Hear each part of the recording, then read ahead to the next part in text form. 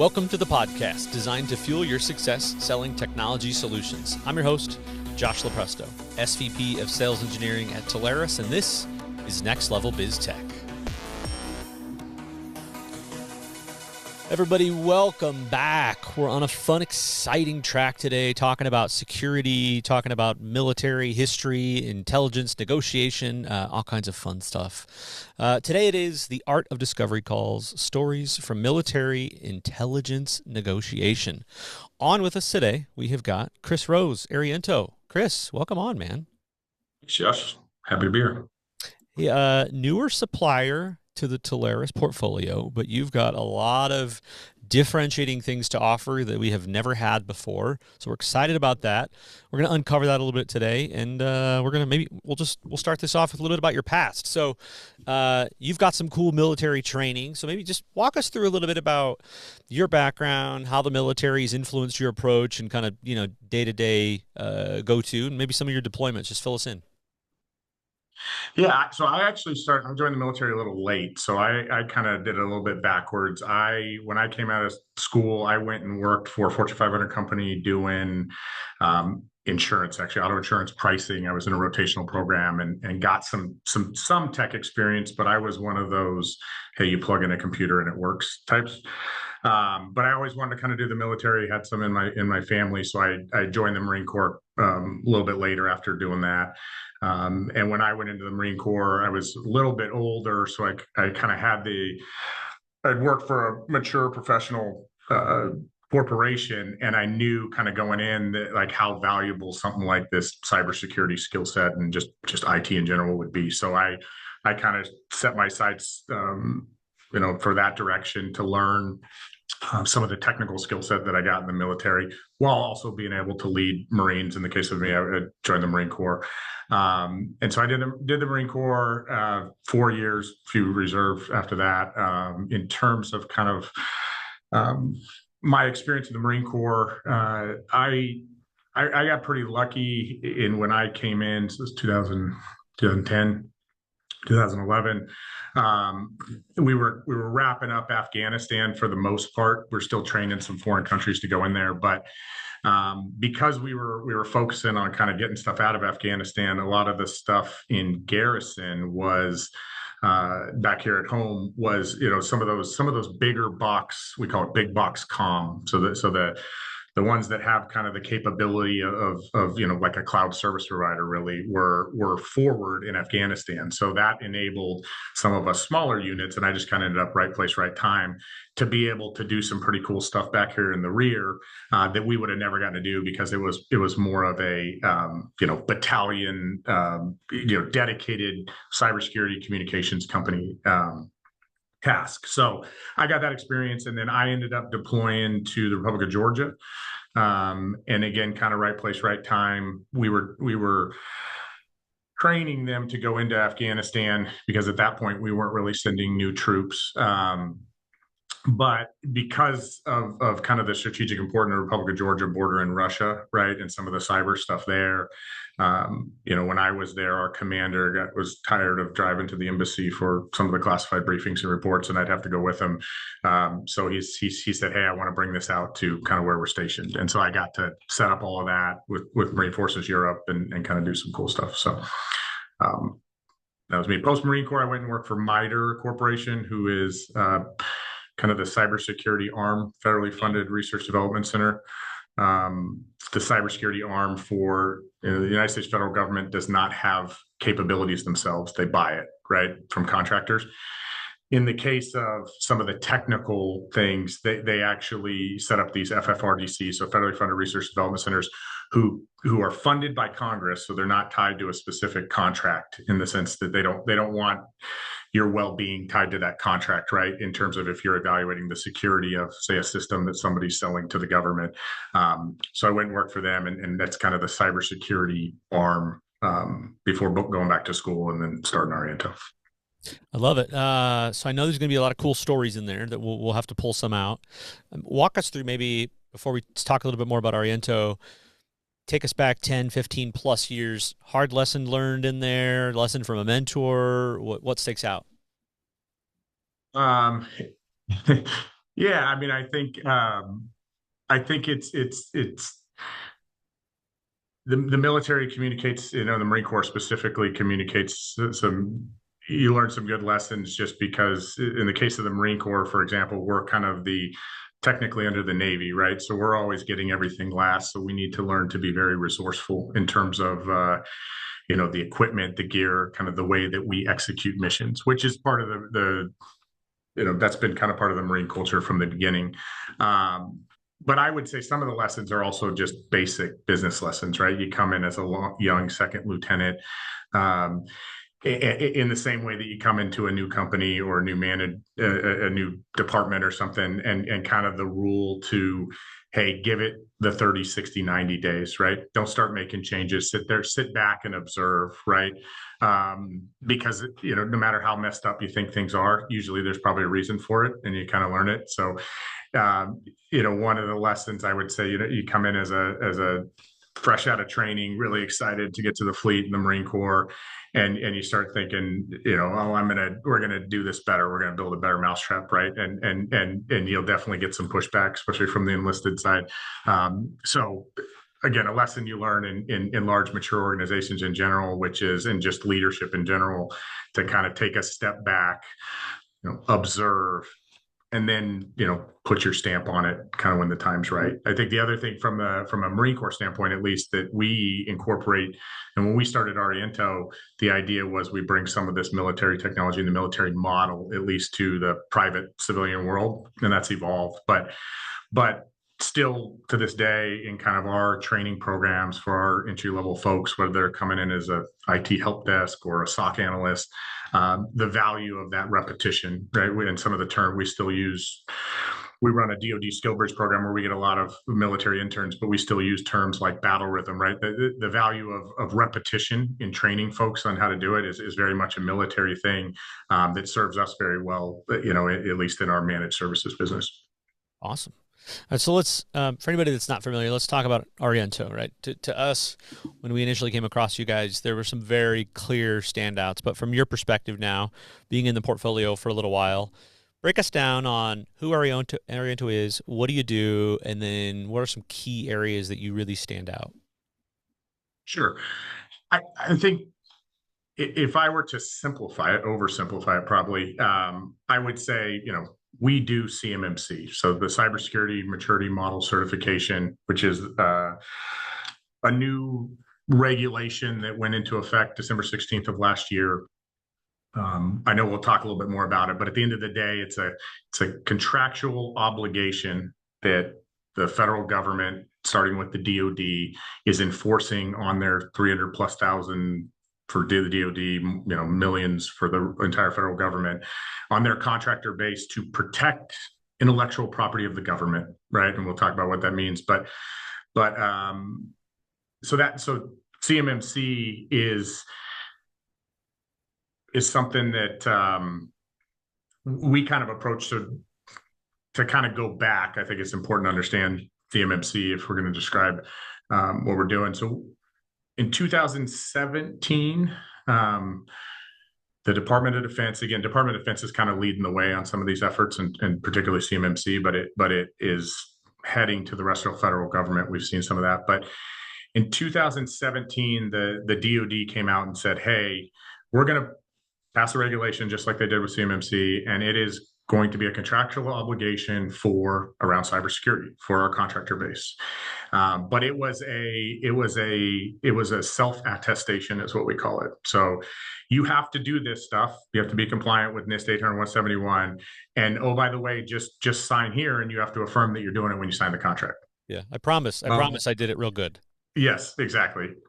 As you can imagine, they did a couple years later. They did a inspector general kind of to report to try and where they sampled some contractors to say, hey, how's this program working, right? And the answer was, well, not only is our cybersecurity not any better, but we're being charged on average, I think it was like $1,600 per end user. The government's being charged because companies are saying that it costs them that much to comply with this. So it's being passed on to the government who ultimately fits the bill. So it's like ultimate fail, right? And that was right around the time when the F-35 had just kind of come out, the new fighter jet plane, and basically China had it like next week, right? And it's like, how did China have this? You know, we've been working on this for a Copying decade. fast is a theme that I Exactly. see across the board. Yeah. So they said, okay, we're going to take a step back, and that's where CMMC was born back in 2019, kind of 20, where they said, hey, we're actually going to put this third party. We're going to stand up this entirely new industry of third party auditors, which will actually come in and certify companies that they're doing this and that they meet these 110 security controls and requirements. And you have to have that certification to be able to be on DoD contracts, ultimately federal government contracts. So that was kind of the big change. And then it's taken them, like anything with the federal government, 4 to 5 years to get it out. And December 16th, it officially came out. So back to Ariento and what we do, we were fortunate enough at that time, a lot of people like me, background in federal government contracting, military, and we had a board member, actually former Marine, who at the time was the CISO, the Chief Information Security Officer of NASA JPL.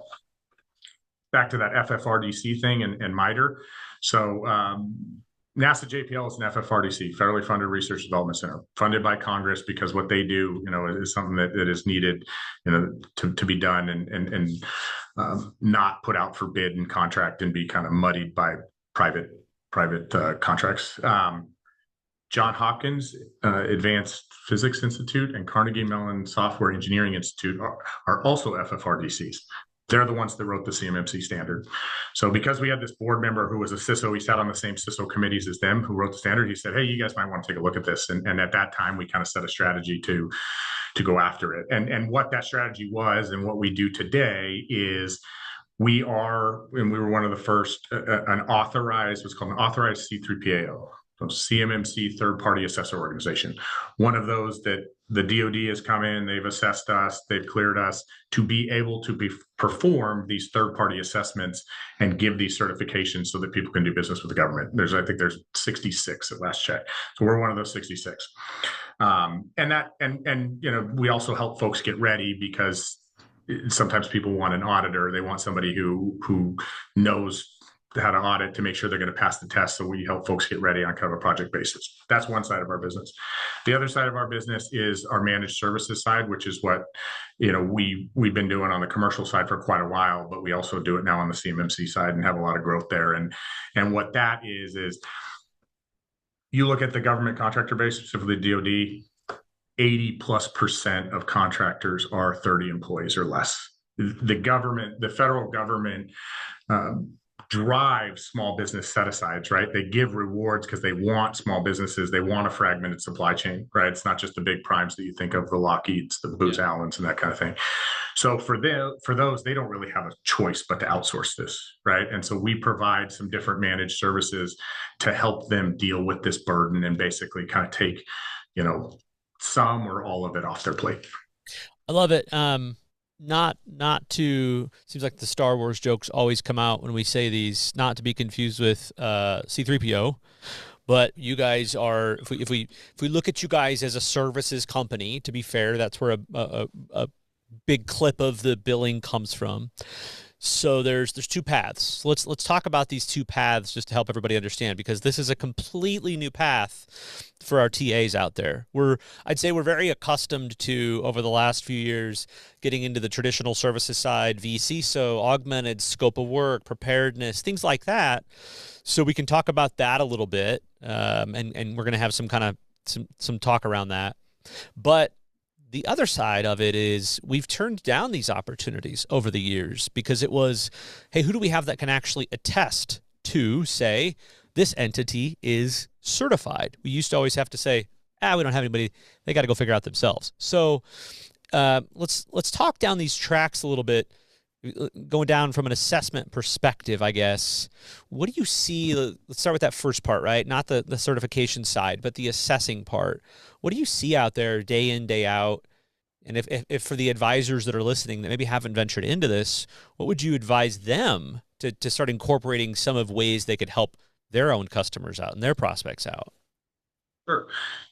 I mean, I think that I think the first thing I would say to the advisors is that this is a specialized thing, right? And I think it's a new industry that the federal government, the DoD, has created overnight, and so there's a lot of attention on it, right?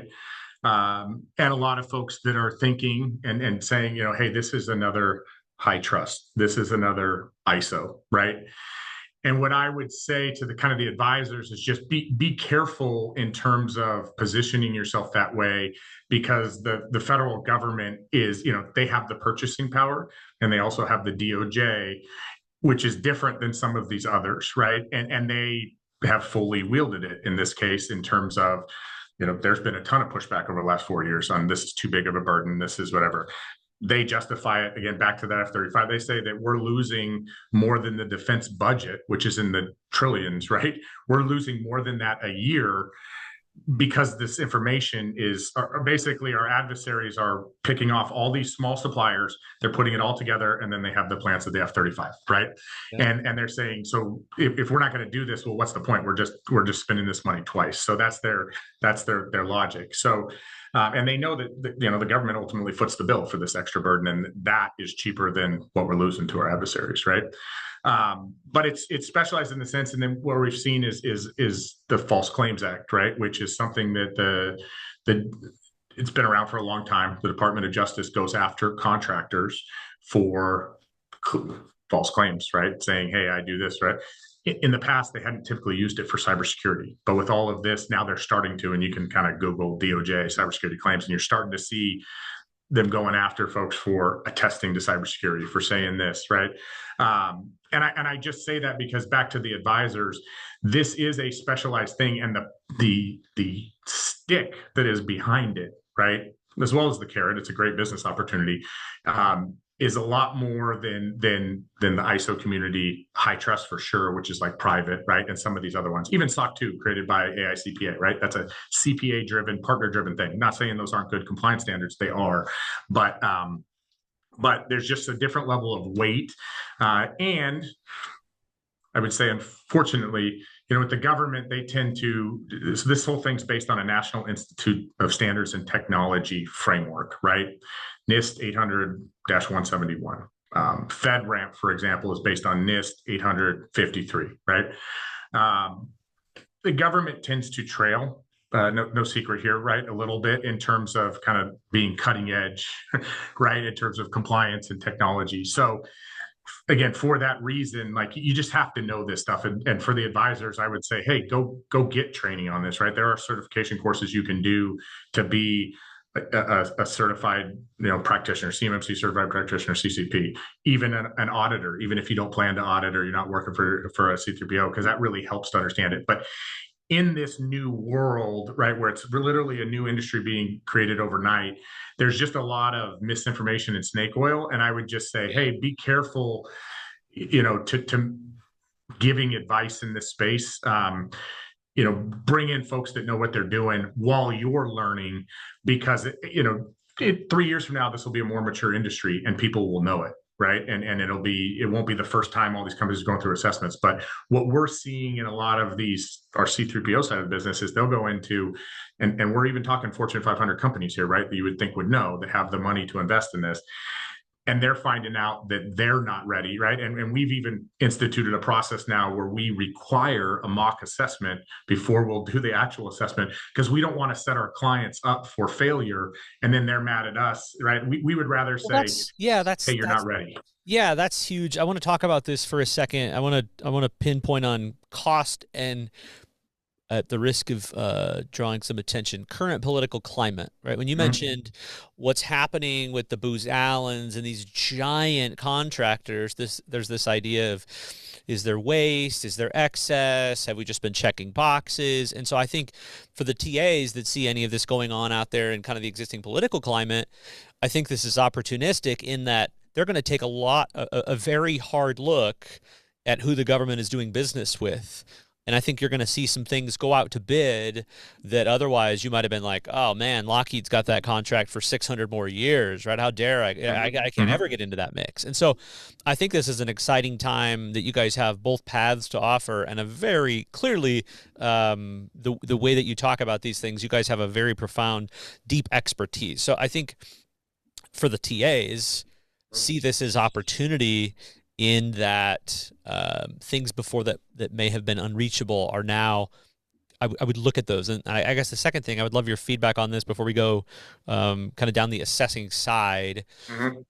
I feel like we're seeing a lot more, the stigma of what a government contract customer might look like might be this big, huge RFP bid, something formal, like, oh my gosh, who's that? Who's going to win that? Versus now it just seems like anybody doing any sort of business with the federal government with any subset of data, a traditional private company Mm-hmm. is, oh yeah, I got to have this too, right? So it seems like there's a much broader swath of public sector and private sector companies that are being beholden to do this. Are you seeing the same?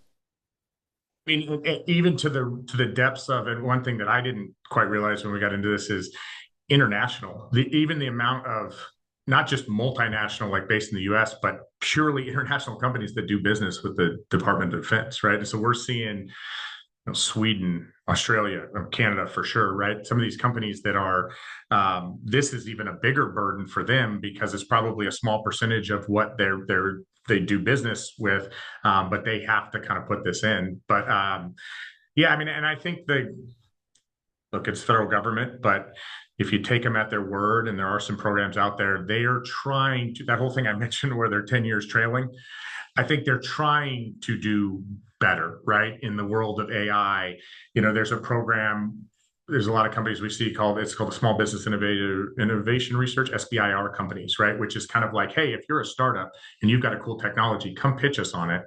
And we might give you a contract, even if it's something that we didn't know we wanted to buy, right? So to your point, it's touching not only the big primes, but even, companies that traditionally weren't necessarily looking at government contracting because of the buying power of the U.S. federal government.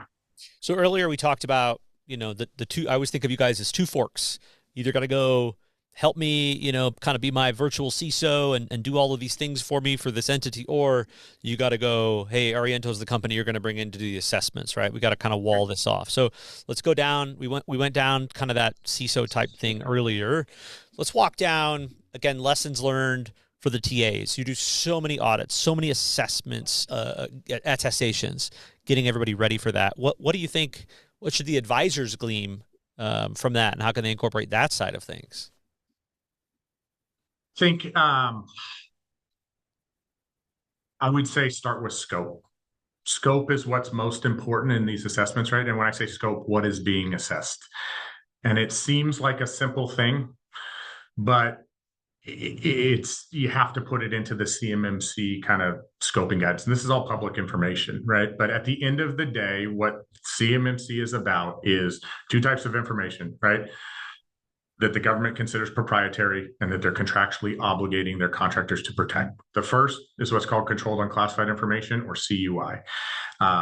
It's no different than we have a contract with you, Telarus, right? And if we wanted to write in there something saying, hey, as a partner, if we label something confidential or sensitive, we want you to protect it in this way, right? You don't have to agree to the contract, but if you do, then you got to follow it, right? In the case of the federal government, it's kind of a take it or leave it. You want to do business with us, you take it. But so CUI is a replacement for those who have been in the space of the old FOUO program, for official use only. The CUI program replaced that, and during the Obama White House years. So that type of information, if the government is giving it to their contractors, they're obligating them to protect this. The second type is what's called federal contract information, FCI. It's kind of a catch-all that says, hey, well, anything else that's non-public that we might not label it CUI, but that you gleaned in this contracting process, we also want you to protect that. It's kind of a catch-all.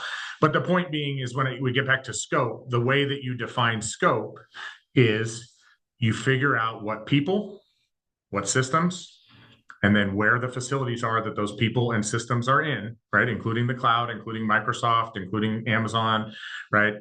And that's your scope. Wherever this information goes, whatever systems it touches, whatever people's conversations or heads or they interact with it, it goes in. And wherever those two things are located, that's the scope of a CMMC assessment.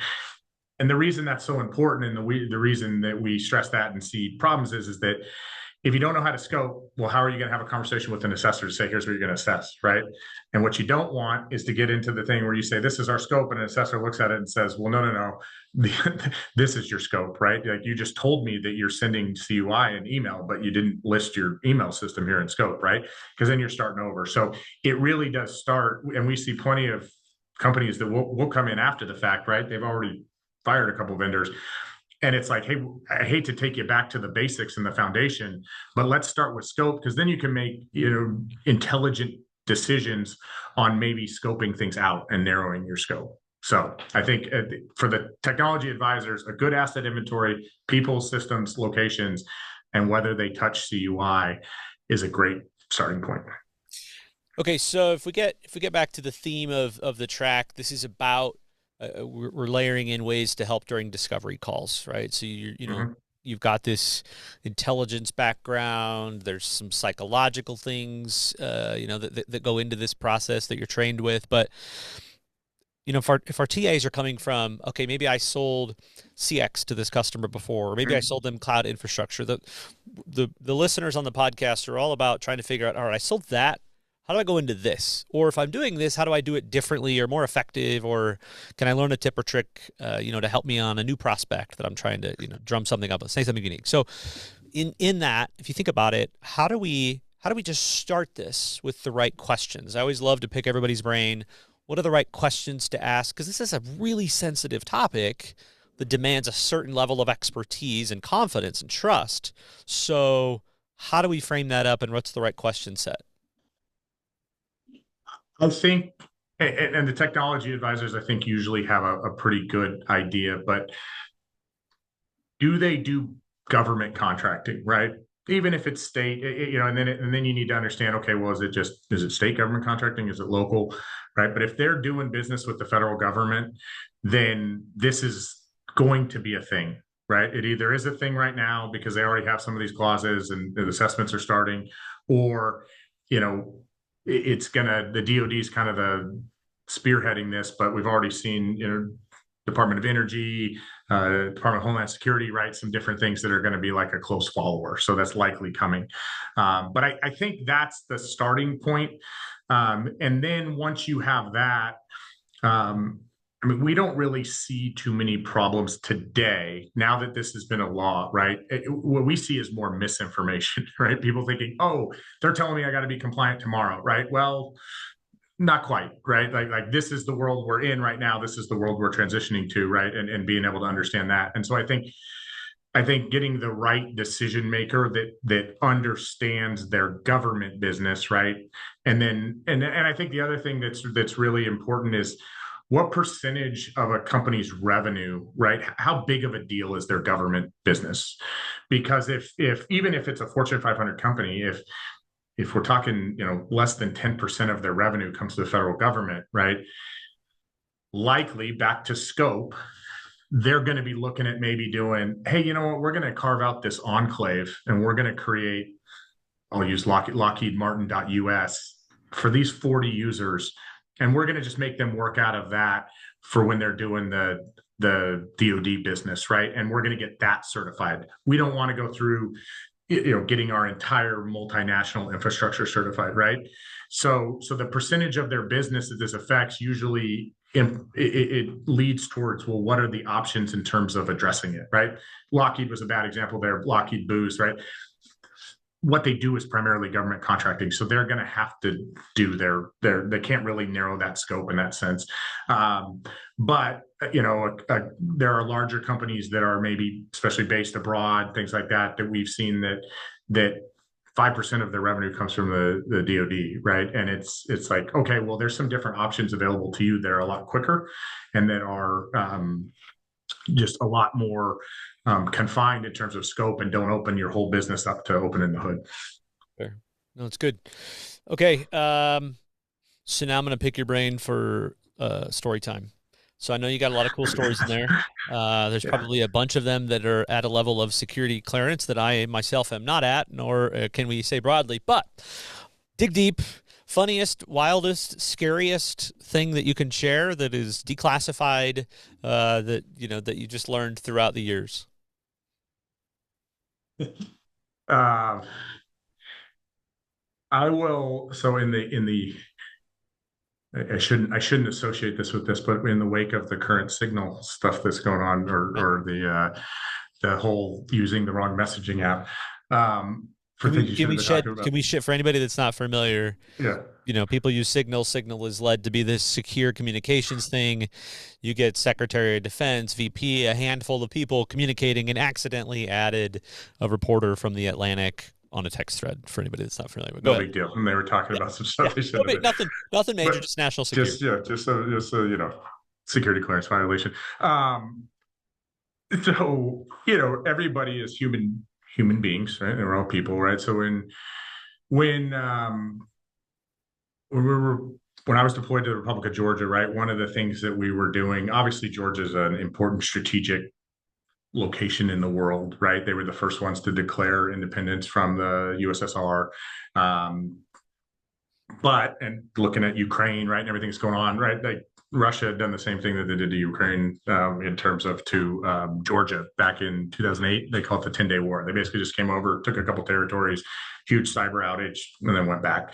Um, so part of it is we're building these relationships with the Georgians, right? Because they're a strategic partner. It's not just yeah, we're getting ready to go in Afghanistan. Yeah, there was some cyber stuff that we were doing there that was important to not just the Georgians, but just because of the proximity um, and you get trained on that stuff before you go in country, right? You get trained on their culture and to be able to assimilate with them and relate um, and so one of the things that we got trained on and warned on was, hey, they have these things called supras. A supra is essentially a a feast in which you toast what seems like every 5 minutes and take a shot, right? And basically the warning was decline, decline. It's not disrespectful if you decline and don't show up. What is disrespectful is if you show up and then you try and bow out or you're not taking all the shots, right? And like anything else in life, right? Everybody has to be in this training, but maybe the senior folks don't. Maybe they were doing something else, or they weren't, taking it seriously. And I was one of the younger ones on our staff at the time. So we're walking around downtown Tbilisi. I'm with another, peer of mine, and get a text to say, "Hey, show up here," right? By a senior Marine, right? Saying that ultimately I worked for. Um, hey, show up here, right? Okay, show up there, right? Walk in the door, and clearly a Supra is kicking off, right? And they were absolutely right in the training. I will say that this ended with multiple senior and junior level folks. Like somebody at some point had the wherewithal to call one of the senior enlisted back at base and say, "Hey, you better come get us out of here because this is getting out of hand." And to the point where everybody is puking everywhere. I don't know, blackout drunk, and we get, again, because you couldn't stop once you started, it would have been Can't defend them. disrespectful to Yeah. stop. And we get piled into a van, and it was a less than ideal car ride home, and they're trying to sneak us in the back so the junior Marines don't see us. Yeah. So I think that would be one of the crazier ones where we should have followed the training. But that said, the Georgians loved us after that. They Oh loved yeah, us. So yeah. Your buddies after that one. Nobody forgets yeah. that story. So, All right. Final couple thoughts here as we wrap this up. yep. So, this is, we talk about government is slow moving, legislation is slow moving, but there's a lot of sensitive things in security that may cause it to move quick or may make news, and people have to figure out, do they do something with that? So you just think about, like, you talked earlier about playing the long game, coming into the room, not making changes right away. So how do we wrap this up of, if something changes in legislation, how do we stay ready for that? Does it change? Do we trust the process? Like, how do you think about things like that? I mean, I think that this is something that it's had its ups and downs, right? I mentioned it's been 4+ years since they kind of started this journey. They actually rolled it out once under the regulation of an interim rule, and then they kind of immediately pulled it back because you had lobbyists going against it. So this has definitely had the roller coasters of it's coming, it's not coming, or it's changing, right? And but it has gone through multiple administrations. This actually started in the first Trump administration, and so I think, what I would say is cybersecurity is pretty nonpartisan. It's one of those things that both sides of the aisles tend to get behind. With all that's going on in the Doge in the world today, this has not been something that's even kind of remotely hit the radar. And like I said, the law passed, which is the good news, right? But I think that the buying power of the federal government. I mean, every year you guys have got plenty of vendors, right? Every year there's a new cyber compliance standard to comply with, right? Whether it's a state issuing it, whether it's a private organization, whether it's international community, this is not going away. They're only just adding them. And I think the thing that I would say related to CMMC and FedRAMP, kind of by it being adjacent, is the buying power of the U.S. federal government. I mean, when this thing came out, everybody, Canada, Australia, right, all these countries wanted to. Canada's got their own version now. They wanted to hop on and do reciprocity with the DoD and figure out how they can, and same thing, the ISO standards, ITRS. Everybody wants to say, well, hey, can you give reciprocity for our standard to CMMC certification, right? And the answer of the DoD, because of the federal government, is no. However, in reverse, there are some indications that they're going to give reciprocity, right? These standards, because they want to stay relevant. But I think the bigger thing is that because this is the federal government, how much buying power they have, at some point this stuff has got to start to consolidate because it's too burdensome, right? At least at the United States government level, right? So the states, maybe there becomes a federal standard. We would hope, but this is the first time that we've seen an actual regulation related to auditing, right? And third-party independent and standing up a whole industry. And I think, you look at the financial world, right? And the pre-SOX and all that stuff. This doesn't, to me, seem that much different than this is the start of third-party inspections of people's cybersecurity, right? Because it's just that important. You take it back to, it's the fourth generation, next generation warfare type stuff. Like, this is where the fight is. And just like the financial stuff is important, I think the cyber stuff is becoming that way. So this idea that there's going to be this third-party auditing arm for this stuff, I think that's only growing and not going away. Does final question, does the quick evolution of AI or compute or GPUs or anything, does that change it as you look forward to the future? Do we still double down on everything that you said, or anything else to kind of keep our eye on? But I think this goes back to that 10-year thing, right? They're not ready to legislate AI in that way, right? From a compliance standard, it's a slow-moving thing. And so this is what it is right now, which is the start, right? It's the start to then build on. And yes, they will adjust these security controls by tying it to the National Institute of Standards and Technology. It's not just a DoD thing. It's not just a one-branch thing. Everybody can tie into it. I think there's a lot more to learn about AI, but I do think that will become a part of this. I think that's just probably compliance tends to trail behind actual security. And so you're probably talking, 10 years from now before you start to see the security controls related to AI in a compliance standard like NIST 800-171. Awesome. Good stuff, man. Chris, you dropped a lot of knowledge, a lot of expertise. Clearly, this ain't your first rodeo. You guys know what you're talking about. You got a lot of in-depth expertise here. And so I appreciate you coming on and sharing some knowledge with us, man. Thanks, Jeff. Appreciate it. All right, everybody. That wraps us up for today. As always, don't forget, episodes drop every Wednesday, so you can catch them whether you're coming to us from Apple or Spotify. Be sure to get those as they drop every Wednesday morning. For today, that's been the Art of Discovery Calls, stories from military intelligence negotiation. Chris Rose, Ariento. I'm your host, Josh Lopresto, SVP of Sales Engineering at Telarus. Until next time. Next Level BizTech has been a production of Telarus Studio 19. Please visit Telarus.com for more information.